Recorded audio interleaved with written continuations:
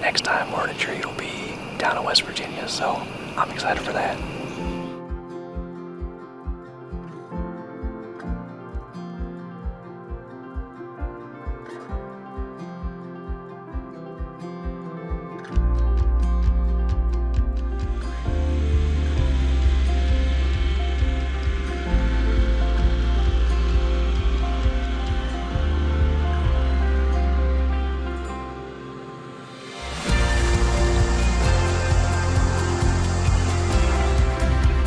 Following a beautiful 5-hour autumn drive, we finally made it.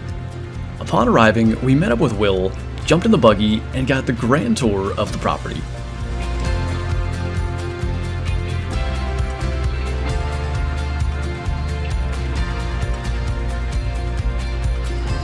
We set up a few stands in prime locations, checked them out, and got them ready for the following day's hunt.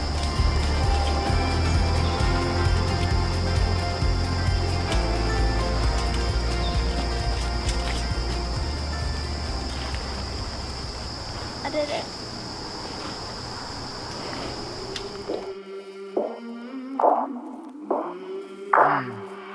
I came from the mud. There's dirt on my hands. Strong like a tree. There's roots where I stand. Oh, I've been running from the law. Hope they won't shoot me down soon.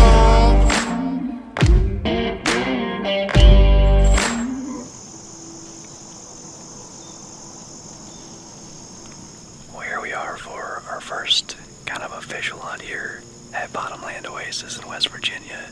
Big thanks to Will, aka Bottomboy, for the opportunity here tonight. But this morning was a bit of a unpredicted disaster in not knowing exactly where we were going in the dark, so we just set up along a field line and didn't see much. But it's a real warm day, but already we couldn't get it on film. We had a doe out here about 85 yards away, so thanks for looking up. I'm really excited. I really like this spot, so fingers crossed, first sit in a new stand often is the best, so hopefully that stays true tonight. Our very first evening in West Virginia, and I was already beside myself looking at these beautiful gobblers.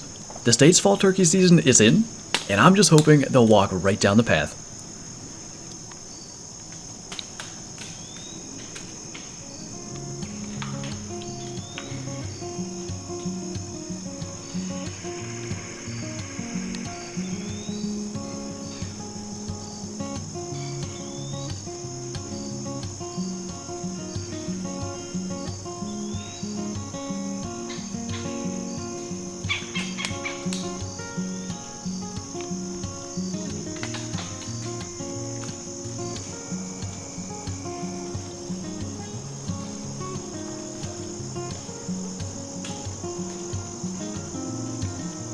They seemed to be content feeding where they were, out at around 80 yards, and never came into bow range.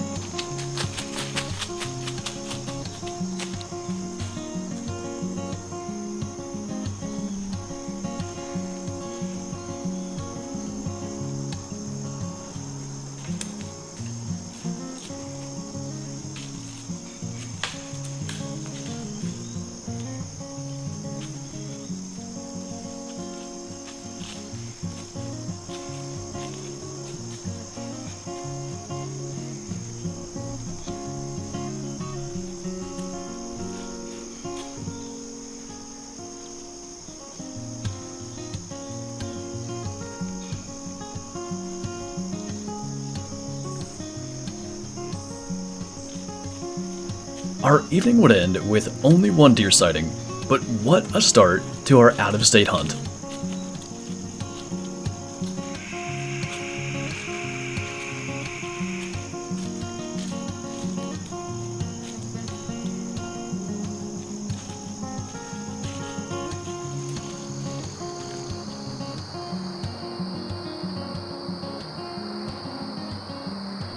The following morning, I headed to a new setup for a solo hunt and was quickly greeted by some feeding deer.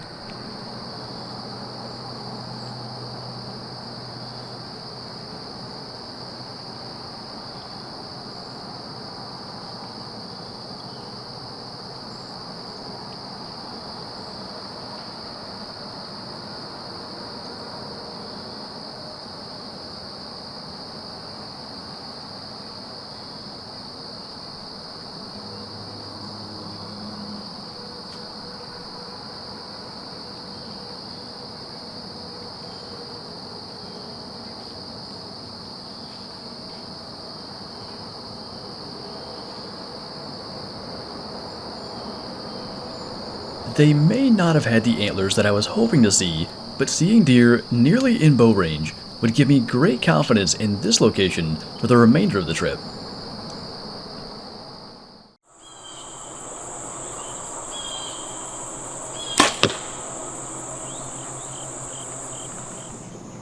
Well, it's day 2 of our hunt here in West Virginia.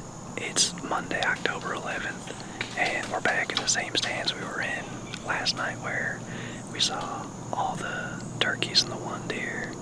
It's still real warm. It's probably around 80 degrees right now. It's about 5:15, but I mean, we saw the action last night. I'm hoping maybe as the moon phase gets closer and closer to full, maybe they're going to want to move. It is supposed to cool down right before dark, so maybe if nothing else that'll get them moving. But I like this spot. I think we have a chance regardless of conditions, so fingers crossed.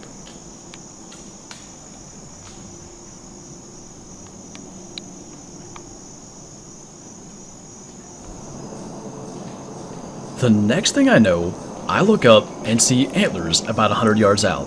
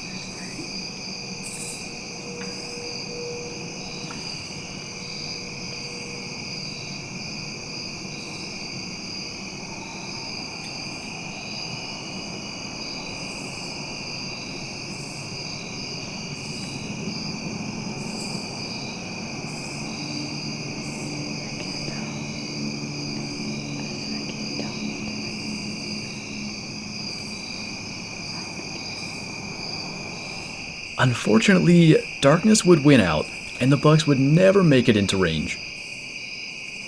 Well, that was our best hunt so far this year, PA or West Virginia, but that one buck, definitely a shooter, and the other two just hung around, 80, 90 yards away, but I figured that was going to be a decent spot. I don't know if we're going to move the stand tomorrow or what we're going to do, but that was encouraging. Again, it's a warm evening. It's still in the 70s, and we're getting ready to head back, but I'm encouraged anyway. Hopefully we can make a move on that one. As I headed out the next morning, I had no idea that one of the wildest hunts I'd ever experienced would play out all around my tree.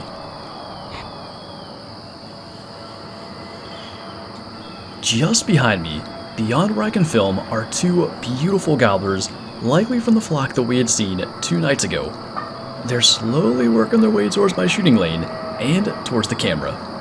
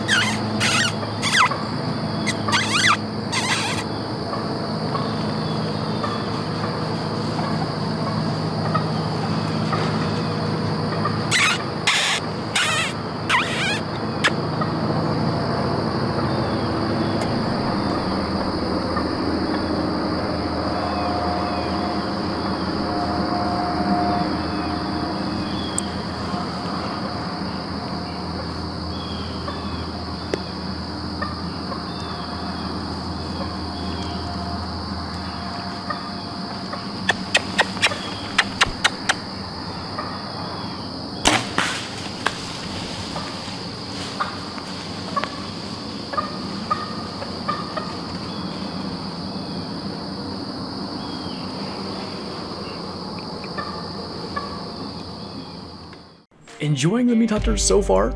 Then be sure to subscribe to our YouTube channel for tons of other hunting content, and stick around for all the upcoming hunting adventures this year and beyond. Like us on Facebook for regular news updates, and follow us on Instagram to keep up with where we're hunting currently. Now, back to the hunt.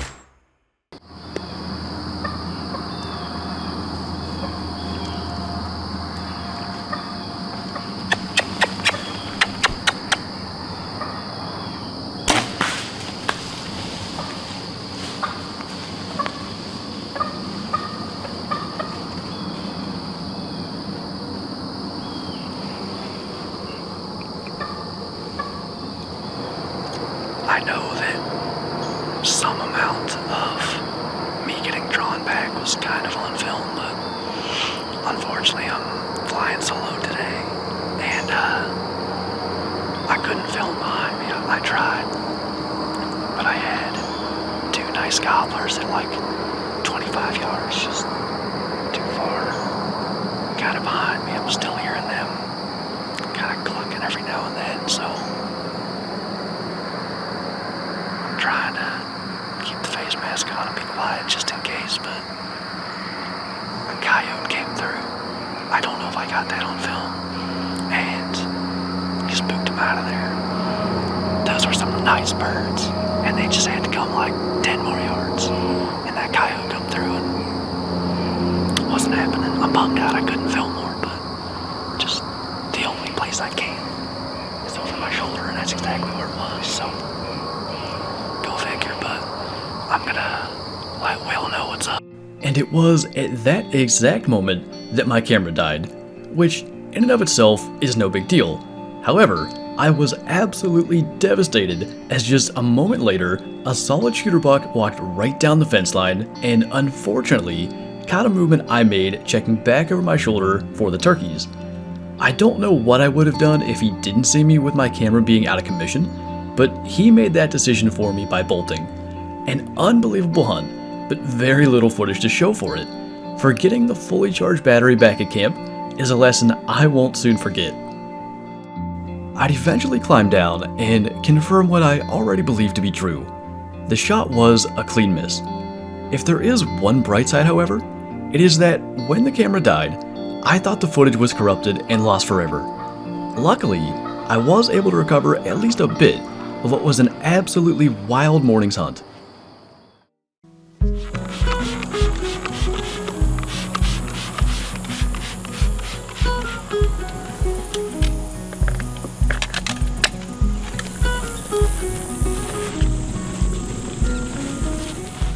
Despite the tough morning, we headed out again for our final evening to the stands we ended our previous day in.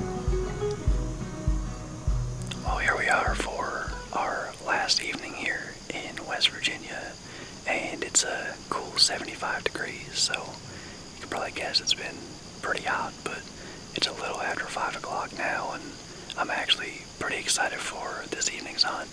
All tags are still in our pockets, and maybe tonight's the night we fill one. The only movement we'd see on this hunt came just after legal light, as we had 4 deer walk right under our stand.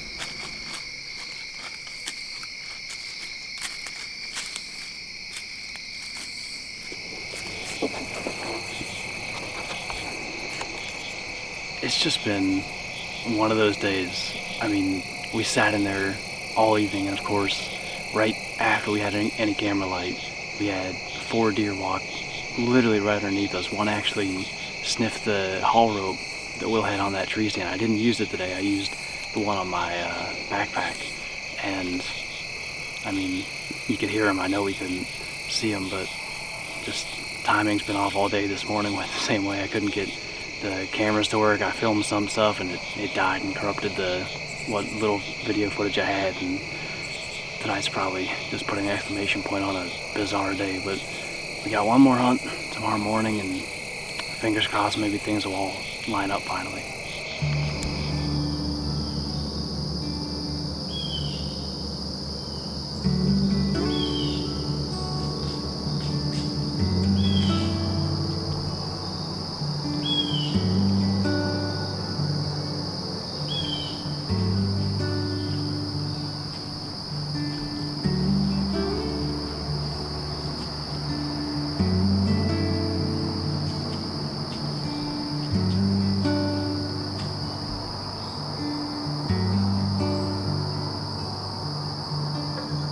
Late into the morning, deer were still making appearances around the stand. All I can think of is the buck from yesterday, and if these deer are still moving, maybe he is too.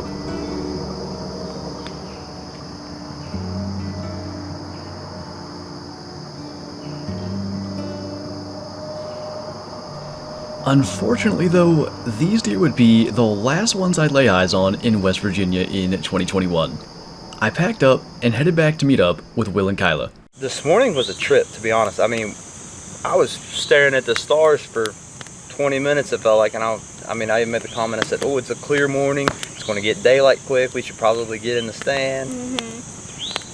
We get in there, and it's like an hour after it's supposed to be daylight, and we still can't see in the woods yet, and it's like, what's going on? Oh no, yeah, it got pretty cloudy. It sure did. I mean, it was chilly Was it? all morning, which I thought was going to be a good thing. I mean, I saw deer come out at 10 o'clock. So. Yeah, and that's something that 2 days ago, yesterday, was not going to happen. You know. No. Yesterday, when you said about like whatever gets you up in the morning to get going, there's been days where I'd have quit by 8 o'clock, where it ain't happened. Yesterday was not one of those days because so much was going on, but that buck didn't come through till 8 o'clock. It's just, yeah, definitely. It's so much right place, right time. I got to give you that. The 2 spots we were in were the right place. Yeah. Right time, maybe not for Monday night, whenever we saw the big one. I think that was Monday evening, yeah, I believe so. It should have been right time yesterday, if not for... I kept on thinking that. The whole trip, we saw turkeys one day, Yep. the one coyote, and then shooter bucks 2 days. But then I had them all in 20 minutes and I messed everything up. And, you know, I guess too much of a good thing. Yeah. You know,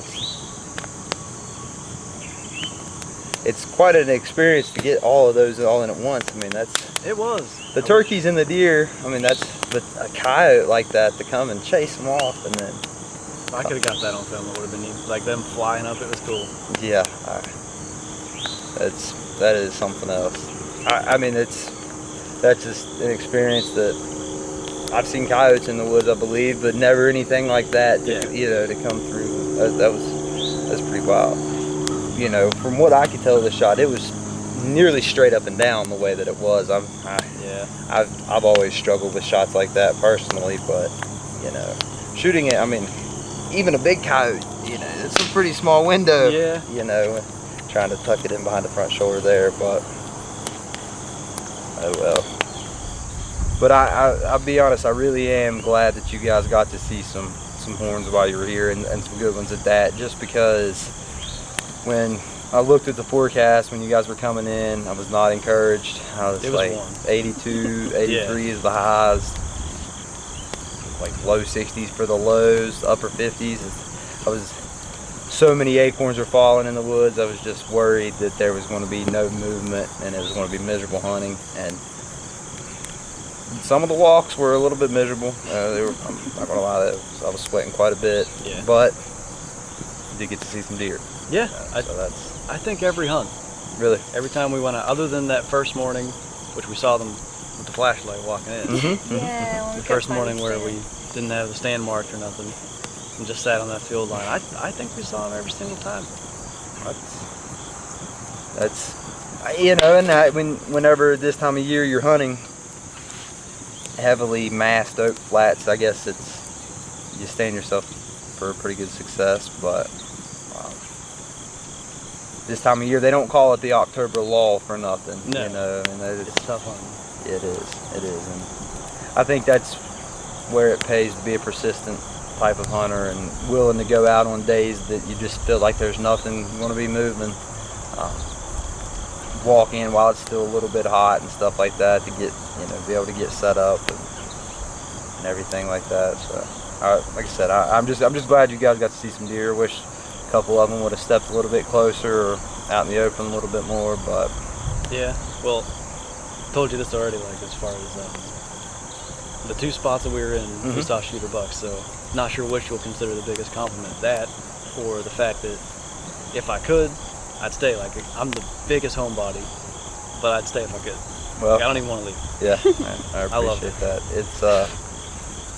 It's definitely good to get away for a little bit, for sure. I know Yeah. I've enjoyed my week off of work and getting to hang out and just get in the woods. It's been a good week for sure. Yeah. We may not have filled any tags, but this trip was everything I hoped it would be, and then some. Most years, I simply do my best to fit hunts around my work without ever taking significant time off just to hunt.